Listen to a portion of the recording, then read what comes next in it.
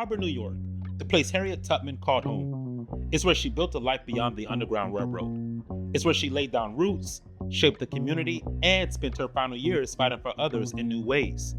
From the 1850s until her passing in 1913, Harriet Tubman continued her work, acquiring land, establishing a home for the elderly, and fighting for women's rights. On my visit to Auburn, I set out to understand what the city meant to Harriet, not just as a stop on her journey, but as a place where her legacy took lasting form. To do that, I met with Brittany Lane, lead interpretative park ranger for the Harriet Tubman National Historical Park. This park preserves the spaces that shaped Harriet's later years, including the Thompson AME Zion Church, built in 1891, a place of worship for Harriet, and the site of her funeral in 1913.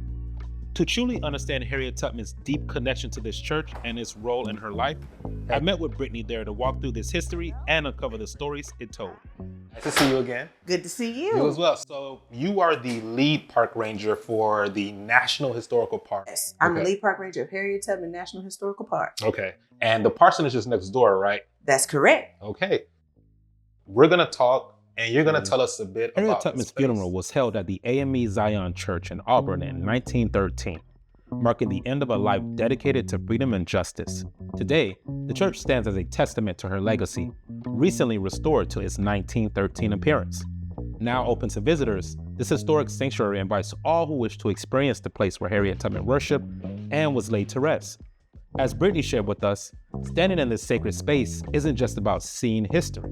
It's about feeling the presence of a woman whose courage and resilience continues to inspire generations. The parsonage that's located next door. Man, I've learned that there's so much about Harriet Tubman's story and history in Auburn. And so how does, we had a chance to visit her home, to visit the cemetery where she's laid to rest. Yes. Where does this building here fit within Harriet Tubman's legacy in the city of Auburn? That's a great question. I think it fits in multiple ways. Speaking about just the church in general, Harriet Tubman was a woman of faith.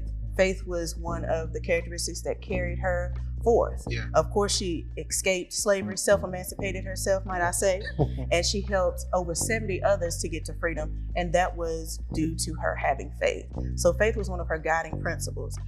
Why Auburn? 1859, Harriet Tubman proceeds to buy a 7-acre property for a farm.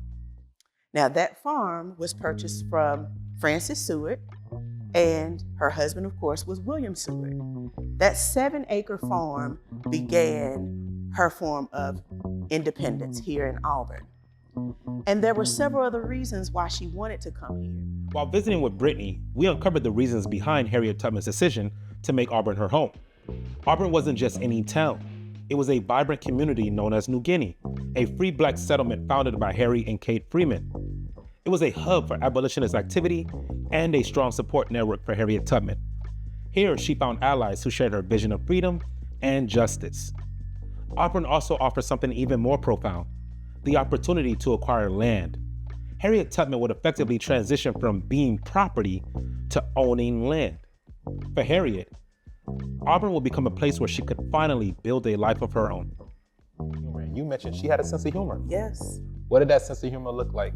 So, with one of the things is that Harriet Tubman would actually make slingshots, and just knowing something like that, it brings the humanistic back to her, because sometimes when people are made into huge heroes, godlike figures. Exactly. It's difficult to understand. Harriet Tubman, she wanted to rest.